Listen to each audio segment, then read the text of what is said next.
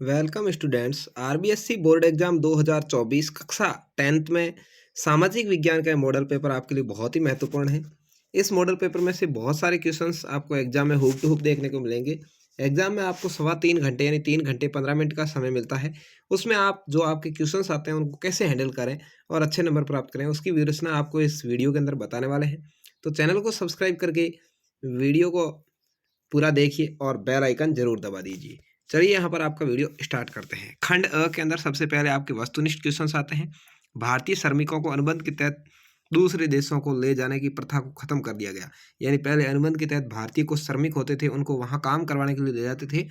उस प्रथा को कब खत्म किया गया? तो सही जवाब है 1921 में। कब? 1921 के अंदर इस प्रथा को खत्म किया गया था। यानी आजादी से करीब 20-25 साल पहले इस प्रथा को खत्म किया गया। पूना फैक्ट किन दो नेताओं के मध्य हुआ था? पूना का जो समझौता है, जिसको पूना फैक्ट के नाम से जाना जाता है, ये महात्मा गांधी और डॉक्टर अम्बेडकर के बीच में हुआ था। द आपका यहाँ राइट आंसर है।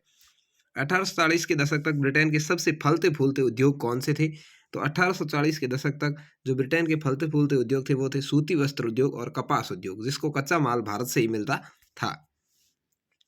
यहाँ पर आपका आंसर हो गया। अगला है 1780 में बंगाल गजट नामक एक साप्ताहिक पत्रिका का संपादन किसने शुरू किया था? तो ये किया था जेम्स ऑगस्टस हिकी ने। किसने? ऑगस्टस हिकी ये नाम के व्यक्ति थे, उन्होंने शुरू किया था। यहाँ पर आपका चौथे में राइट आंसर है। अगला क्वेश्चन है मृदा के कटाव और उसके बहाव की प्रक्रिया को क्या कहा जाता है? उसको मृदा अपरदन कहते हैं। यहाँ पर आपका सही जवाब होगा। अगला है बाघ संरक्षण का कॉर्बेट राष्ट्रीय उद्यान भारत के जिस राज्य में है वह कौन सा है? कॉर्बेट जिम राष्ट्रीय उद्यान के नाम से इसको जाना जाता है और ये उत्तराखंड के अंदर है। कौन से में भाई? उत्तराखंड राज्य में है। यहाँ पर सही जवाब है। अगला है कार्बनिक रसायन उद्योग में जो पदार्थ प्रयुक्त होता है वह कौन सा है? वो है पेट्रो रसायन। कौन सा है भाई? पेट्रो रसायन है। यहाँ पर 7वें का आपका सही आंसर होगा। अगला है राष्ट्र का आर्थिक बैरोमीटर कहा जाता है। अंतरराष्ट्रीय व्यापार की प्रगति को ही आर्थिक बैरोमीटर कहते हैं। ठीक है, बैरोमीटर का मतलब होता है कोई भी चीज अच्छे से प्राप्त होना। तो यहाँ पर 8वें क्वेश्चन का आंसर होगा। अगला 9वां क्वेश्चन है बेल्जियम की जो लोग तुलनात्मक रूप से ज्यादा समृद्ध है वह कौन है? बेल्जियम देश के अंदर जो तुलनात्मक दृष्टि से ज्यादा अमीर है, समृद्ध है, वह फ्रेंच भाषी लोग है। जो फ्रेंच भाषा बोलते हैं वह ज्यादा समृद्ध है। यहाँ पर राइट आंसर है 9th क्वेश्चन में। 10वां है नगर निगम के अध्यक्ष को क्या कहा जाता है? तो नगर निगम का जो अध्यक्ष होता है उसको मेयर बोला जाता है। क्या है भाई? मेयर कहा जाता है। यहाँ पर राइट आंसर होगा। सामाजिक विभाजन अधिकांशतः आधारित होता है। सामाजिक विभाजन किसके आधार पर होता है? तो ये होता है जन्म के आधार पर। ठीक है ना, आजकल जन्म के आधार पर ही उसको बांट देते हैं कि ये हिंदू है, ये मुस्लिम है, या ये जाट है, ये बिश्नोई है, अन्य जो भी जाति है, गुर्जर है। ठीक है, इस तरह से राजपूत है। भारत में निम्न में से कौन सा राष्ट्रीय दल नहीं है? इसमें से भाजपा ये है, बहुजन समाज पार्टी ये भी है, इंडियन नेशनल कांग्रेस ये भी है, द्रविड़ मुनेत्रम कगडम ये नहीं है। तो यहाँ पर ये राष्ट्रीय दल नहीं है। वैसे तो है, स्थानीय दल है, लेकिन राष्ट्रीय दल नहीं है। यहाँ पर आपका 12वें में क्वेश्चन में राइट आंसर होगा। अगला निम्न में से कौन सी असंगठित क्षेत्र की विशेषता नहीं है? क्या कहा है? असंगठित क्षेत्र की विशेषता नहीं है। बाकी सभी है, एक नहीं है, वो बतानी है। इसकी छोटी छोटी बिखरी इकाइयां होती, ये तो है। इसकी इकाई अधिकांशतः सरकारी नियंत्रण से बाहर होती है। हाँ, असंगठित होता है, उसके सरकारी नियंत्रण में होती नहीं। ये कम वेतन वाले अनियमित रोजगार है। हाँ, ये भी सही है। इसमें सवैतनिक छुट्टी और अवकाश कारण भुगतान का लाभ मिलता है। नहीं नहीं भाई, इसमें छुट्टी के दिन कोई भी और अवकाश के दिन कोई भी भुगतान नहीं मिलता है। तो यहाँ पर आपका राइट आंसर होगा, क्योंकि नहीं है पूछा था। अगला है स्वयं सहायता समूह का संबंध किससे है? तो स्वयं सहायता संबंध समूह है वो ग्रामीण लोगों का समूह है जो ऋण के क्षेत्र में मिलकर काम करते हैं। यहाँ पर आपका राइट आंसर होगा। अगला है कारगिल फूड्स किस देश की बहुराष्ट्रीय कंपनी है? यानी कारगिल फूड्स के नाम से जो खाने की चीजें बनाती है अमेरिका की बहुराष्ट्रीय कंपनी है। यहाँ पर आपका सही जवाब होगा। बहुराष्ट्रीय का मतलब आप पहले के पेपर में भी समझ चुके हैं कि बहुत सारे देशों में काम करने वाली कंपनी। तो इस तरह से आपको ये तालिका बनानी है और इसके अंदर आंसर लिखने हैं। उसके बाद दूसरा क्वेश्चन आपके आता है रिक्त स्थानों की पूर्ति करने से संबंधित।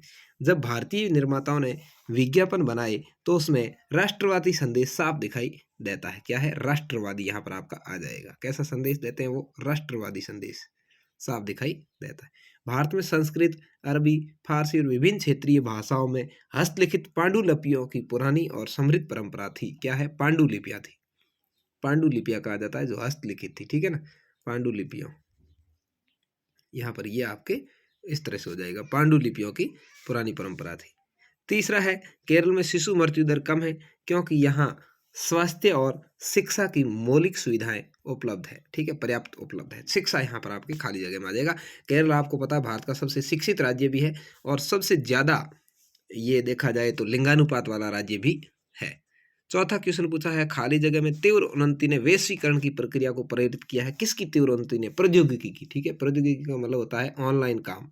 आजकल जो कंप्यूटर वगैरह है ना, वो सारे प्रौद्योगिकी के अंतर्गत आते हैं। तो प्रौद्योगिकी में तीव्र उन्नति ने वैश्वीकरण की प्रक्रिया को उत्प्रेरित किया है। पांचवा है, अधिकांशतः लोकतांत्रिक देशों में क्या होता है भाई, चुनाव राजनीतिक दलों द्वारा खड़े गए उम्मीदवारों के बीच में ही लड़ा जाता है। क्या हो जाएगा? चुनाव यहाँ पर आ जाएगा। अधिकांश लोकतांत्रिक देशों में चुनाव है वो राजनीतिक दलों द्वारा खड़े किए उम्मीदवारों के बीच में ही लड़ा जाता है। अगला है, सैद्धांतिक रूप में तो लोकतंत्र को अच्छा माना जाता है, पर व्यवहार में इसे अच्छा नहीं माना जाता। क्योंकि यहाँ पर क्या होता है, कोई भी काम होता है तो वो सहमति के बिना कर नहीं सकते, इसलिए ये व्यवहार में इतनी अच्छी नहीं मानी जाती है। बाकी सैद्धांतिक रूप से लोकतंत्र बहुत अच्छा है, क्योंकि इसके अंदर प्रत्येक व्यक्ति की वैल्यू होती है। बांध उसी जल के अलग अलग उपयोग और लाभ चाहने वाले लोगों के बीच क्या है भाई, संघर्ष पैदा करते हैं। बांध होते हैं वो एक ही जल से जो लाभ उठाना चाहते हैं उनके बीच में संघर्ष पैदा करते हैं। तो इस तरह से ये हो गया आपके। उसके बाद में अति लघुतरात्मक क्वेश्चन आते हैं। साइमन कमीशन का गठन कब किया गया था? तो ये 1927 में किया गया था भाई। कब? 1927 में साइमन कमीशन का गठन किया गया था। इस तरह से ये जो छोटे छोटे सवाल है आपको इनके आंसर लिखने हैं। इसके आंसर की मैं आपको वीडियो के लास्ट में दिखाऊंगा। इससे पहले आप पैसेंस बना करके वीडियो को पूरा देख लीजिएगा और चैनल को सब्सक्राइब करके अपने दोस्तों तक जरूर शेयर कर दीजिएगा। चलिए अगला सवाल आपको दिखाते हैं। फुलर से क्या अभिप्राय है? ईस्ट इंडिया कंपनी ने गुमास्ता की नियुक्ति क्यों की? इन सारों के उत्तर मैं आपको बताने वाला हूँ। लोकतंत्र का बुनियादी सिद्धांत क्या है? जातिवाद से क्या आशय है? एक दलीय व्यवस्था से आप क्या समझते हैं? स्वामित्व के आधार पर क्षेत्र को कितने भागों में बांटा गया है? ठीक है ना। स्वामित्व के आधार पर 2 भागों में बांटा है, एक में सार्वजनिक, एक में निजी। उदारीकरण का क्या अभिप्राय है? वनों की कटाई के 2 अप्रत्यक्ष परिणाम। वनों की कटाई से क्या होगा? पर्यावरण प्रदूषण बढ़ेगा और अन्य भी बहुत सारे नुकसान है। तापीय प्रदूषण क्या है? तो ये आएंगे। उसके बाद में खंड ब के अंदर आपको थोड़े बड़े क्वेश्चन मिलेंगे जो 2-2 नंबर के हैं। पहले वो थे 1-1 नंबर के, ये 2-2 नंबर के क्वेश्चन है। तो इनको भी आप देख सकते हैं। गांधी जी ने ब्रिटिश सरकार के प्रति असहयोग नीति क्यों अपनाई? बहुत ही वेरी मोस्ट सवाल है। 19वीं सदी में साफे खाने की तकनीक हुई, कोई 2 सुधारों का वर्णन। श्रीलंका में तमिलों की 2 प्रमुख मांगे क्या थी? सांप्रदायिक राजनीति का क्या अर्थ है? राजनीतिक दल की वंशवाद की चुनौती से क्या आशय है? आर्थिक समृद्धि और विकास की दृष्टि से लोकतांत्रिक शासन का मूल्यांकन करना है। देशों के बीच तुलना करने के लिए कुल आय अधिक उपयुक्त माप नहीं है, क्यों? विदेशी व्यापार के कोई 2 लाभ बताने हैं। उपभोक्ता संरक्षण परिषद के 2 कार्य बताने हैं। भू उपयोग निर्धारित करने वाले तत्वों का संक्षेप वर्णन करना है। वर्षा जल संग्रहण के उद्देश्य लिखने हैं। ठीक है। व्यापार से आप क्या समझते हैं? स्थानीय और अंतर्राष्ट्रीय व्यापार में अंतर करना है। उसके बाद में खंड स आएगा जिसमें आपको अथवा में क्वेश्चन मिलेंगे। आपको क्या करना है? दोनों में से कोई एक करना है। ये सारे क्वेश्चन अथवा में है, 3-3 नंबर के हैं। ठीक है। आपको कोई भी एक करना होगा। प्रारंभिक जीविका वाला करिए या भारत में गहन जीविका वाला करिए। दोनों के उत्तर मैं आपको आगे वीडियो में दिखाऊंगा। 17वां क्वेश्चन है आपका 19वीं सदी या प्रथम विश्व युद्ध, दोनों में से एक करना है। संघीय शासन या संघीय शासन, दोनों ही संघीय शासन है। साथ आकर संघ बनाना या उसकी विशेषताएं लिखनी, दोनों में से एक करना है। अल्प बेरोजगारी किसे कहते हैं? अल्प बेरोजगारी के तरीके बताने हैं। या आपके विचार में सार्वजनिक क्षेत्र क्यों आवश्यक है? दोनों ही चीजें। अगला खंड 10 शुरू हो जाता है जहाँ से 4-4 नंबर के क्वेश्चन है। शहरी गरीबों और अमीरों के ऋणों में और यहाँ भारत में ग्रामीण परिवारों के साख के 4 प्रमुख स्रोतों का वर्णन करना। दोनों में से कोई एक करेंगे। फ्रांसीसी लोगों के बीच या ब्रिटेन और अन्य यूरोपीय देशों के राष्ट्रवाद का तुलनात्मक अध्ययन, दोनों में से कोई एक करना है। और यहाँ पर मैप आता है, मानचित्र, ये दिए गए भारत के रेखा मानचित्र को निम्नलिखित में अंकित करना है। आप सिंगरौली, डिगबोई, झाबुआ या आंवला को दिखा सकते हैं, या पारादीप, मयूरभंज, नागपुर और भंडारा को दिखा देख सकते हैं। दोनों में से कोई एक करना है। इस तरह से आपके ये बना हुआ मैप आएगा, आपको जो एक्स्ट्रा दिया जाएगा। ठीक है। तो इस तरह से ये था आपके 80 नंबर का सामाजिक का पेपर एसएसटी का, जिसमें आप 80 में से 80 नंबर आराम से ला सकते हैं। ऐसे ही 4-4 मोस्ट पेपर मेरे पास बनाए हुए परीक्षा से पहले मैं आपके लिए अपलोड करूंगा। तो चलिए आपको उत्तरमाला दिखाते हैं। यहाँ पर यह मॉडल पेपर नंबर 7 की उत्तर तालिका, इसमें ये अब सद वाले क्वेश्चंस मैं आपको करवा चुका हूँ। ऑब्जेक्टिव टाइप छोटे सवाल ये 2 नंबर वाले मैं आपको करवा चुका हूँ। इसके बाद 3 नंबर वाले देखिए, साइमन कमीशन का गठन 1927 में किया गया था। और आगे जो भी है, जो व्यक्ति फुल करता है अर्थात चुनटों के सारे कपड़े को समेटता है वो फुलर कहलाता है। ईस्ट इंडिया कंपनी वाला यहाँ पर पड़ा है, देख लीजिए आप उत्तर। चौथा, लोकतंत्र की बुनियादी सिद्धांत है जनता ही सारी राजनीतिक शक्ति का स्रोत है। 5वां छठा क्वेश्चन यहाँ पर। 7वां सार्वजनिक और निजी क्षेत्र दोनों बता दिए थे मैंने आपको। 8, 9 और 10, इस तरह से ये 10 क्वेश्चन है। वनों के विनाश से देश में सूखे की प्रवृत्ति में वृद्धि होती है। वनों के विनाश से अनेक क्षेत्र में बाढ़ की समस्या गंभीर हो जाती है। ये 2 कारण थे। इसके बाद में ये बड़े क्वेश्चन थे जो 2-2 नंबर वाले। चौथा क्वेश्चन, 5वां, छठा, यहाँ पर इसका उत्तर आपको दिख रहा है। क्वेश्चन नंबर 6, 7 और 8 यहाँ पर आप उत्तर देख सकते हैं। क्वेश्चन नंबर 9 और 10 इनको आप अच्छे से वीडियो को रोक करके और इसको लिख करके याद करें, ये बहुत ही मोस्ट है। और यहाँ पर देखिए इसके बाद ये क्वेश्चन नंबर 17 है जिसके 3 पॉइंट है, अथवा में है, आप ये चाहें तो ये कर सकते हैं। उसके बाद ये क्वेश्चन नंबर 18 सरकार के 2 स्तर बताए हैं, अलग अलग अधिकार क्षेत्र, अथवा में भी है, आप ये भी कर सकते हैं। क्वेश्चन नंबर 19 अल्प बेरोजगारी वाला, यहाँ पर आप देख सकते हैं, अथवा में ये देख सकते हैं। क्वेश्चन नंबर 20 यहाँ पर आप ये देखिए, इस तरह से आपको इसका आंसर लिखना है। अथवा वाला आप चाहें साहूकार, सहकारी समितियाँ, बैंक, व्यावसायिक बैंक, रिश्तेदार और मित्र आदि ये बताया हुआ है। क्वेश्चन नंबर 21वां आपको यहाँ पर दिख रहा है, इस तरह से आप देख सकते हैं। अथवा ब्रिटेन का राष्ट्रवाद वाला क्वेश्चन का उत्तर भी यहाँ पर आपको दिया गया है।